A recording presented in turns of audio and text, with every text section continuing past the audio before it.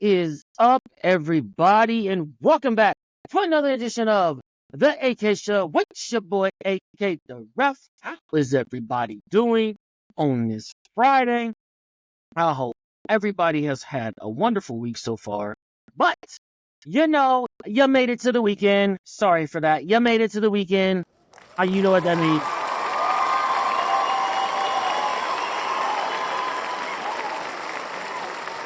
Congratulations on making it to the weekend. And if you got to work on the weekend because you paid on Sunday, this is for you as well. This is for you. You know how we do here on the AK Show. Before we get into it, please hit that subscribe button. We're on the way to 500 is the next goal.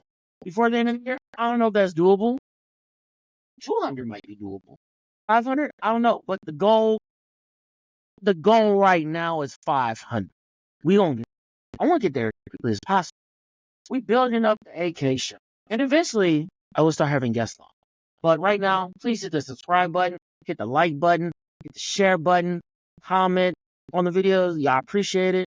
I've been getting some decent views on my shorts, so I appreciate it. I got views on the last podcast episode, so I really do appreciate it. Please keep it coming. We're gonna grow this thing. We just gonna be here. I'm here for the people. I'm here for you. You know what I'm talking about? Like all we do on here is talk sports, entertainment. I keep it off the politics, you know. I'm not gonna talk about that. No, I ain't gonna talk about it. I know I might have posted a Facebook post. It wasn't even political, to be honest. I mean, really, I just posted who I was supporting in the election, and we just had the election this past Tuesday. And then I had another question, and as of this recording, it still hasn't been answered. But hey, we got to keep rolling. I know some of y'all hurting out there. There's people that are happy, but at the end of the day, we still gotta get up and go to work. It is what it is. It really is. We can't let it keep us down. If it's you can't, you gotta live. We still gotta live life. You know, we just gotta be kind and nice to one another. That's what it really comes down to. It's like you a good person. We just gotta be good people.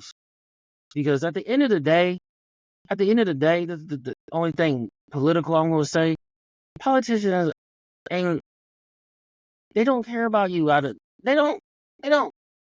You gotta do what you gotta do for you and your fellow human. You gotta help your fellow people out. The politicians is one person, and they gotta jump through a bunch of hoops to get stuff done. We gotta do stuff for each other. That's what we gotta do. We gotta come together and do stuff for each other. That's how real shit gets done. That's all I'm gonna say on that. But I know some of y'all excited, some of y'all hurting. Let's just, bro, let's just get done. Let's move on. Let's see how we can improve as people. As people, you know what I'm saying? Let's just bring it all together. I ain't gonna post no more on Facebook. I posted my piece. It wasn't even a piece. It was a simple, straight up question. That's all I wanted answered. As of right now, I still ain't got an answer, but I'm gonna move on for that. But I will be telling you, I am gonna run for a state representative in the next 2 years, or maybe 4 years, or maybe even 2032. I did put that on my Facebook. I'm announcing I'm running for a state representative in my state of Kansas in 2026. It could be longer, you know, but hell, why not? I'm gonna go in there. I'm gonna run. Shit, I'm gonna run. I'll run. Shit, I'm just trying to do right by people. That's all. I just want to go in there, and do right by people. That would be my philosophy. You know, I'm not gonna say here I know every policy, I know everything, but shit, somebody's got to run. Let's go. I'm gonna run state representative, 2026 or 2028 or 2030 or 2032. Within the next are we 2024 right now? Within the next 8 years, I'm running for a state representative. President, Senate, no. Governor, no. I'm gonna run. I am gonna do that. But we here. Like I said, as of this recording, that will be released on Friday. The election happened. We have Monday Night Football. The Chiefs are 8-0. Let's get some clapping for the Chiefs being 8-0. Yeah, baby. You know how I know Chiefs, baby, all day, every day. Chiefs 8-0. Monday Night Football against the Tampa Bay Bucs. That's what I'm gonna get into today. What else? Anything happened over the weekend? Halloween, trick-or-treating was fun. I will say there was an asshole, and I posted this video on my social. We left a ball of candy out because we want to go trick-or-treat. My kids still want to go trick-or-treat. Hell, I want to go trick-or-treat. I know they're teenagers, but here's the thing. If you want to go out and trick-or-treat, go out and trick-or-treat. I'm never going to deny anybody any candy that comes to my door. But we want to go out. We set the ball out, right? Everybody's got a Ring camera, right? Everybody's got a camera, right? I'm looking at, we were trick-or-treating for about an hour. I was like, let me look at the camera. So I seen somebody, okay, this mom and her kid came. They each took a piece of candy. I'm like, and we're like, when we give out candy, if we were there and we forgot to write a note, we're like, take a few pieces. We're not going to be the ones that just, here's one little mini piece. Here's one little mini bit. I'm like, take a few. Like three. Here's like three. Take a little. I'll give them a handful and put it in. Right? So that lady and her son, her kid took a piece. There's some other people that came up, took a piece. I know before we left to go trick-or-treating, some people came up. But then I watched it about an hour after we left. I'm watching it. Dude comes up in a mask. I think it was like a pumpkin mask. And like sneaking up all like this. Looks around. Pulls out of the backpack. Takes the bowl. Dumps the bowl in his bag. Not even all the candy got into his bag. Some of it fell on the floor. He puts the bowl down. Puts the backpack back on. Starts walking away and then turns around and be like, let me just grab another. And he grabs another handful out of the fucking bowl. What an asshole. And then they left the candy on the ground. It did fall on the ground. And then probably 5 minutes later, another kid and a parent come up and they kindly picked up whatever candy was left over and put it back in the bowl. And then they took a couple pieces, which I appreciate that. But the guy, the asshole, just take it. Like, if you're gonna do shit, just stay the fuck home. Just stay the fuck home. You're an asshole. You're an asshole. And I posted it. I would show your face. Stay on your business. You do it next time. Stand on your business. But Halloween was fun. I dressed up as a Teen Wolf. Teen Wolf. I dressed up. This was my costume. Right there. I'm pointing at it. Right there. Teen Wolf. I dressed up as Teen Wolf. That shit was fun. I was in that costume all fucking day. Because I coach basketball in middle school and I teach at an elementary school. We had practice in the morning. I was like, I'm just going to wear my costume to practice. Practice Thursday morning, 6:35. I show up in my costume. The girls' basketball team is looking at me like, what is going on? And then someone was like, we should have wore our costume. We were practicing it. We were doing practice, running practice. And then we went to scrimmaging. And we were doing 5 on, 10 on at a time and just switching up scrimmage. I played in that costume. It wasn't as hot because the underneath layer was thin. It looked like it was hot, but it was thin underneath. But then I went to work, even picked up some lunch at Freddy's in my costume, and then went home. Didn't even really change out of it. Then went trick-or-treating, and then he came home and finally got to change out of it. It was a long day in that costume, but it was great. I enjoyed it. Halloween's always fun. And then Friday, like I said on last week's episode, the next day, first song I played in PE, Mariah Carey, All I Want for Christmas Is You. Yeah, you know what it is. November 1st is an okay date to play Christmas music. I don't care that Thanksgiving hasn't happened yet. They have had Christmas stuff in the stores since probably mid-September, beginning of October. Tell me I can't play Christmas music. And November 1st is not, is it? It's a very acceptable date to play Christmas music. But other than that, nothing happened major over the weekend. We just chill. You know what it is.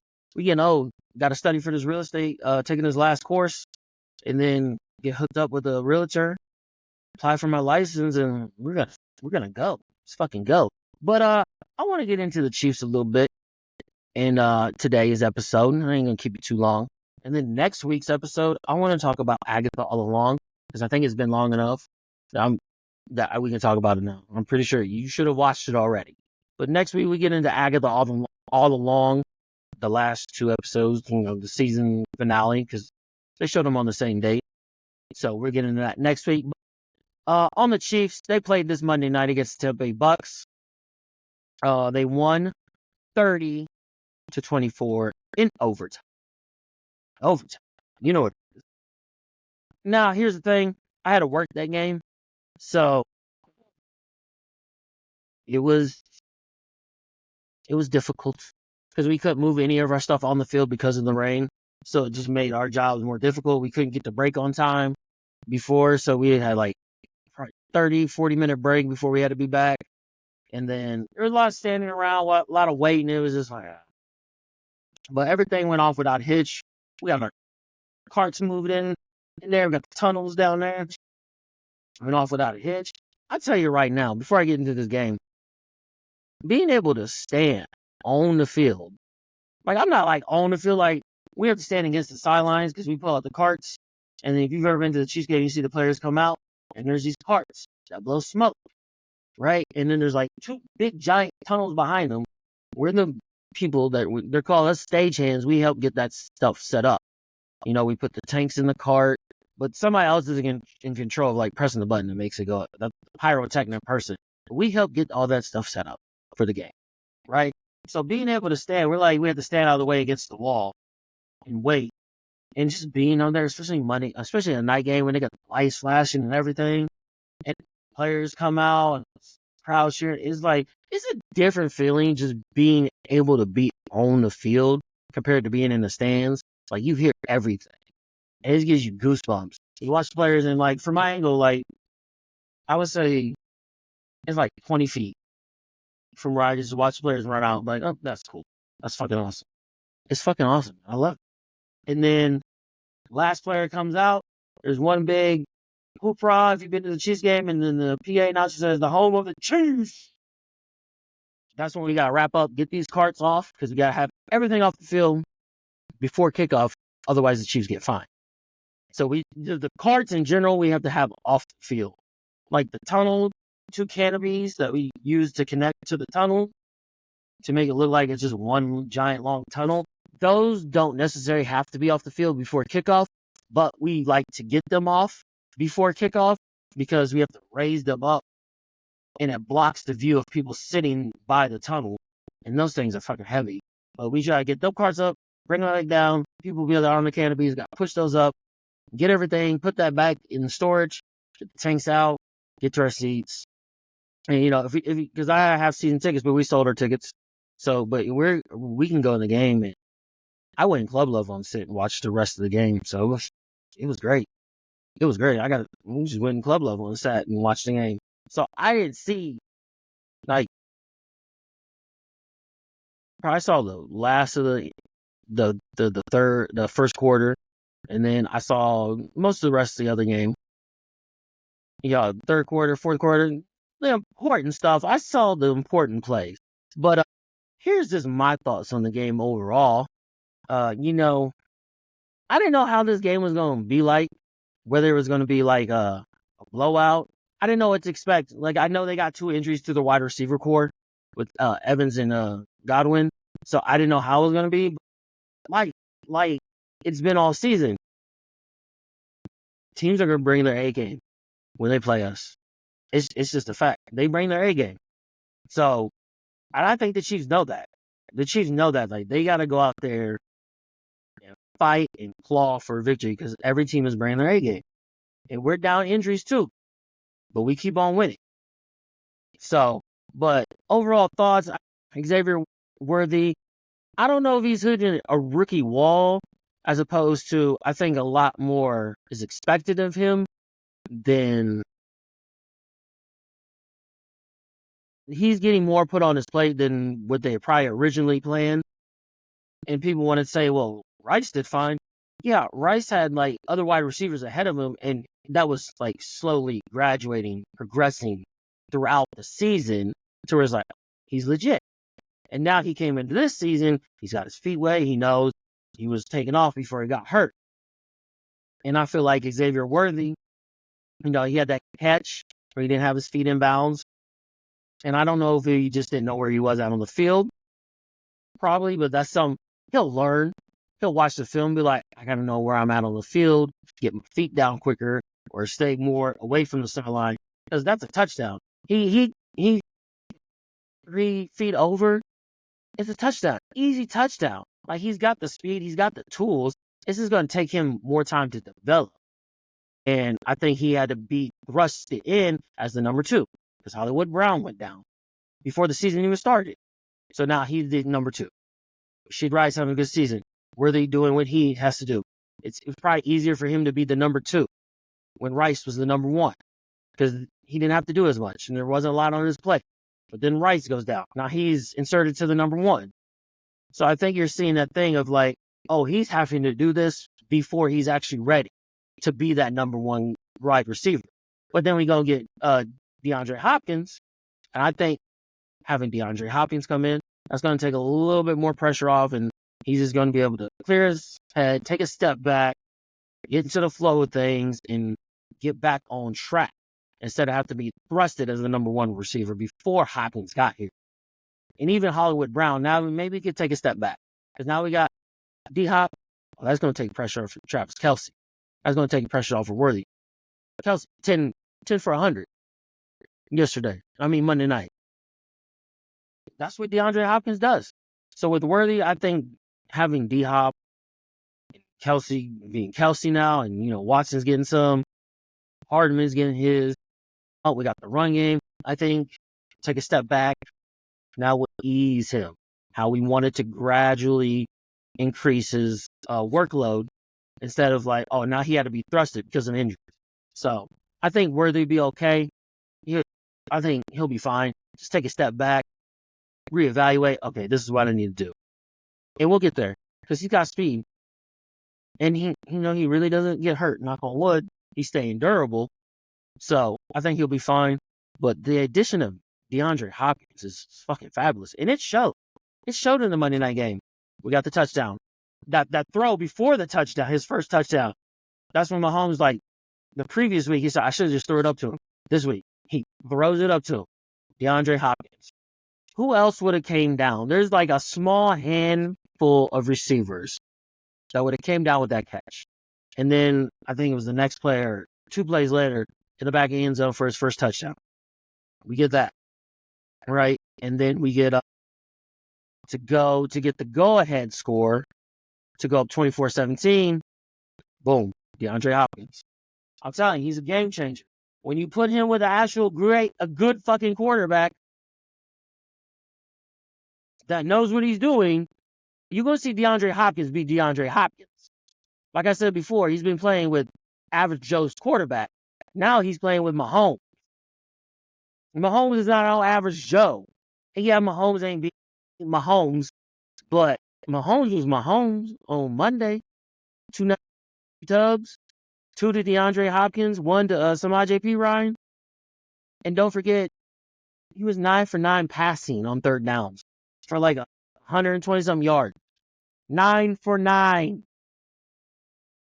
And 3 touchdowns. Don't tell me Mahomes is not Mahomes. Just if you throw for 500 yards and lose the game, I don't care how many yards you threw for. It only matters what you do on the critical plays. And Mahomes was 9 for 9 for 100-some yards and 3 touchdowns on third down. Third down. The down that fucking matters.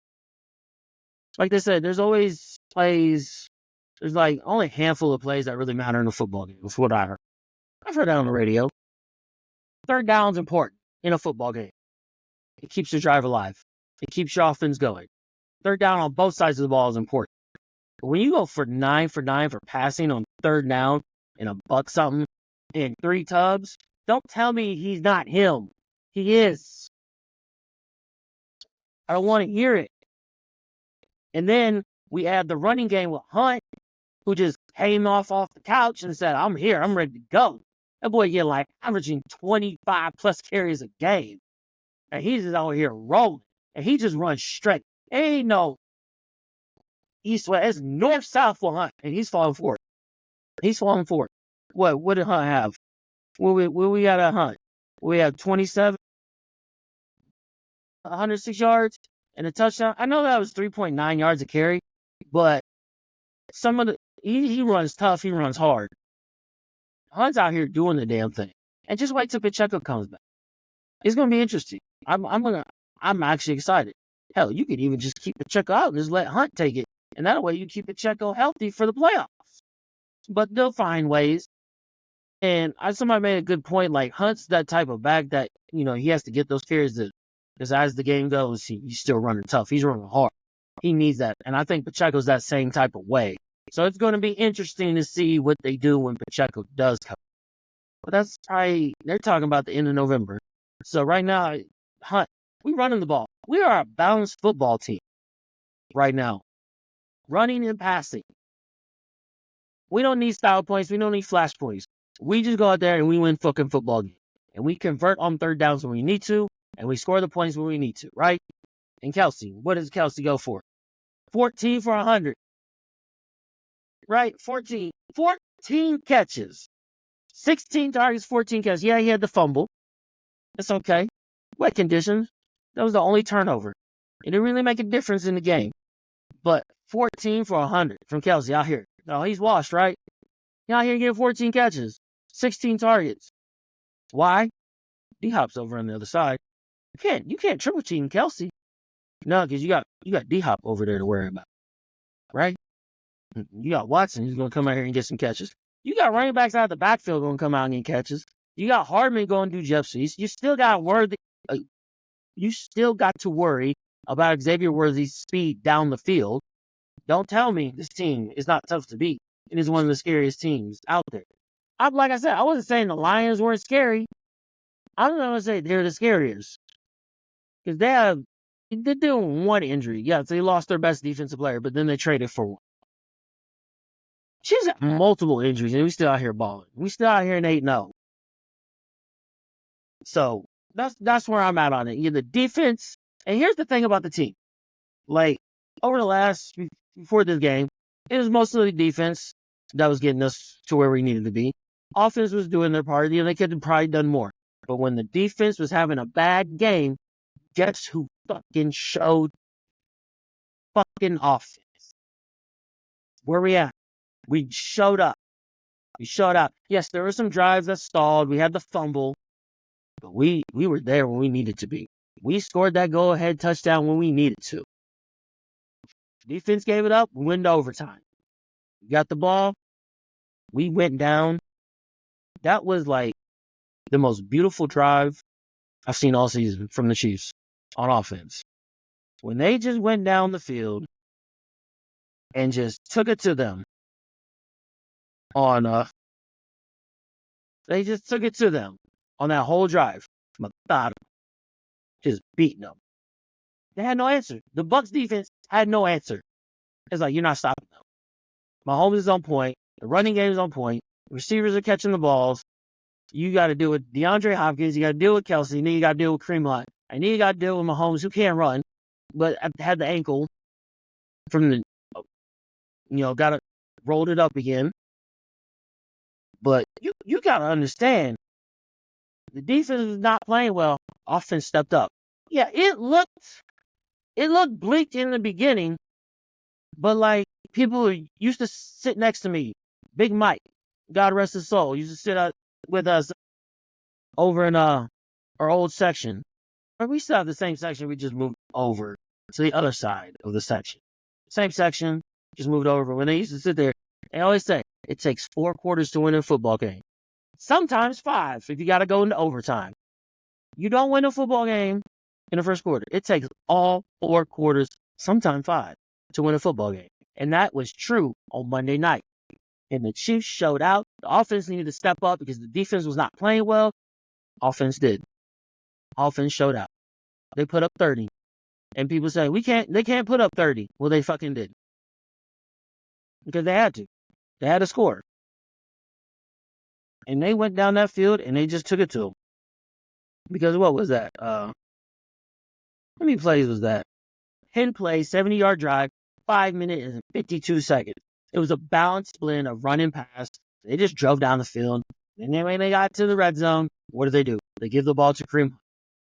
They found the red zone. Give the ball, run the ball to Hunt.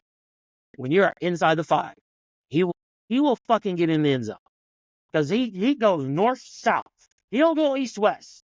He falls fucking forward. And that's why we're still a dangerous team.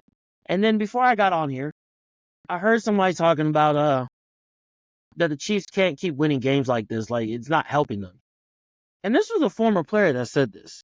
I'm like thinking like, how does it not help the Chiefs? Winning these 1-point games. This is the NFL. It's hard to win. Especially 14 in a row. They haven't lost since they lost to the Raiders in Christmas. And right now they're sitting 8-0 in the 2024 season. So you're telling me winning games like this is not helpful? Yes, it is. Because it makes you battle tested. And they're doing it with injuries. And they're doing it not playing their best, but offense played pretty well. When they got it going, they got it going. And I've noticed something about the offense this year. They keep having long drives. Methodical, long drives. And when the opportunity presents itself, it won't take that deep shot. We don't need it. We will methodically march down the field and have 9, 10, 11, 12 play drives and put in the end zone. What was the time of possession? I looked at it. The time of possession on the game was, hold on, let me get the time of possession for the Chiefs. I think they had the ball. Where was that? I read it. I think it was like 40 minutes, including overtime. It was like 40 minutes, including overtime. The Chiefs stats. There we go. 40 minutes to 25. Time of possession. I have noticed that about the Chiefs this year in the offense. They've been having methodical, long drives. Now, sometimes they don't get in the end zone. That's when you have those long drives, you got to get the ball in the end zone. Can't settle for field goals. That drive in overtime when they got the ball was beautiful. It was so beautiful. It was like a painting. It was like a Picasso. They're just sitting there, just marching down the field. And the Bucs couldn't stop it. They knew they couldn't stop it. They tried everything, and they just couldn't. And we get down to the red zone, 2-9 in the end zone. Let's fucking go.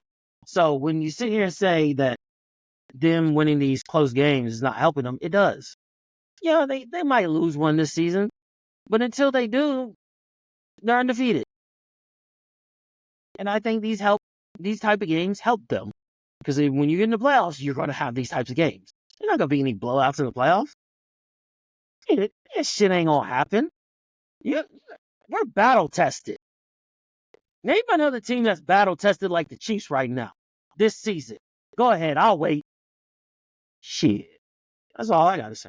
That we're ready. Ain't no baby. Chiefs have it. The offense played great. The defense, hey, there's going to be games like that. The offense has got to help the defense. That's why I call it a team sport. Football is the ultimate team sport because you have to have it on all 3 sides of the fucking ball. Even Hardman getting a punt returns, getting in good field position. It takes a full team effort. It takes 4 fucking quarters, sometimes 5. That's what I have about it. Now, one last thing I do want to, maybe 2 things I want to mention. I thought the Bucs were going to go for 2. I would have went for 2. I don't understand going for the extra point and just tying the game and giving the Chiefs 30 seconds to go down and get in the field goal range. I don't understand that. Go for 2. Just go for 2. If you don't get it, you probably get the benefit of the doubt, like, hey, he went for the win and he get it there on the road. They're down injuries. At the time they were 4-4, but now they're 4-5. And even Baker Mayfield knew when he didn't get the 20 yards, he was like, you should have went for 2. It's not a guarantee they would have got the 2. But then why did you call timeout before you got the touchdown? You should let some time run off. Call a play, run a play, some time run off, and then call timeout. I was like, okay, let's get our stuff together. Let's get a good play here. Let's punch into the end zone. And then you go for 2. Because then if you do that, you go for 2, you get it. Now time's ran off. Now the Chiefs don't have a whole bunch of time. But you left them 30 seconds on the clock? What, 27 seconds on the clock after you got the touchdown? It made no sense. Made no sense. Let some time run out, get the score, go for 2. If you get it, you probably win the game. Because there's probably not enough time to get down the field goal. But you gave the Chiefs an opportunity, and I don't know what you're thinking. But that's where it is on that. I did have one more thing, but I was thinking something else. But the going for 2, they should have went for 2. I thought they were. But now, what was it? I had 2 things. That was one. No, it wasn't about the Chiefs. Damn. Listen, the Chiefs are battle tested and they will be fine. That wasn't the other thing, but goddamn, I'm gonna say some shit. But that's all I got for today. Thank you for tuning in. I really do appreciate it. Hit the subscribe button, hit the like button, hit the comment button. Comment on comment on I'll get back to it. Comment on your Super Bowl pick. I mean, we're about halfway through the season now. What's your Super Bowl pick? Even if you had a different one in the beginning of the season, it could change now. I do got to go back and see where I'm at with teams that I think were going to win each division and who my Super Bowl matchup was going to be. Who do you think the Super Bowl matchup is going to be now that we're almost like halfway through the season? And the other thing, the Broncos game, she's got the Broncos this Sunday. I don't expect a blowout. I know the Broncos got blown out by the Ravens, but this is a division game. And plus, the Broncos got one game last year against the Chiefs. So they're going to use that as motivation. I think it's going to be a tough game, but I think we can get out the victory. And I don't think they're looking ahead to Buffalo. I think they're focused on one game at a time, and they know they're going to be in the fight every game, especially a division game. I know the Broncos aren't the greatest. They got some wins under their belt. They play with some teams.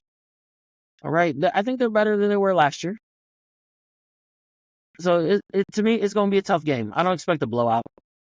A blowout would be nice. I wouldn't mind that. I'm never going to not mind a blowout. I just don't expect it. It's a division game. It's a rival game. I know the Chiefs are going to be mad because Mahomes had the flu last year when that's the game they won. The Broncos, they beat the Chiefs last year when Mahomes had the flu. So that might be a game. That might be revenge games on Mahomes' list. So he might come out and just ball the fuck out. I can see that. I can see it being a close game because everybody that plays the Chiefs, that's like their Super Bowl. You know, they want to beat the big dog, right? So I can see it being a close game, and I could just see Mahomes going off as well. And it could be I could see either one, but I think it's going to be a close game. But I still think Mahomes goes up because he didn't like the way he performed last year against the Broncos when they lost, when he had the flu. But that's all I got for today. You know what it is. Thank you for tuning in. I really do appreciate it. Until next time, I'm out. Peace. Let's get it. We out here. I got a basketball game today. Coaching, game 1. Let's go. I'm a C team coach, but I help out with A and B team. So hopefully the A team can get that dub. Indian Hills Middle School. Girls basketball. Season starting for us today. So we got to get it. Let's go.